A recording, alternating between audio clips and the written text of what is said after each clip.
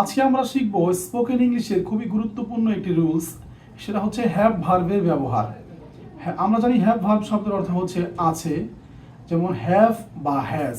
এখন এখানে জানতে হবে কোন সাবজেক্টের সাথে হ্যাভ এবং কোন সাবজেক্টের সাথে হ্যাজ।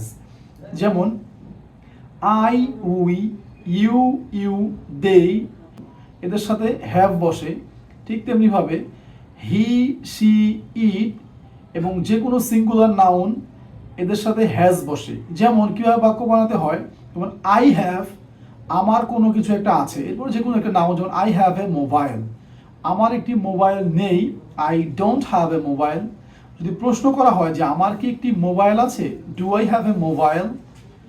এমনিভাবে হ্যাজের ব্যবহার, যেমন হি হ্যাজ আ মোবাইল, তার একটি মোবাইল আছে, he does not have a mobile, তার একটি মোবাইল নেই।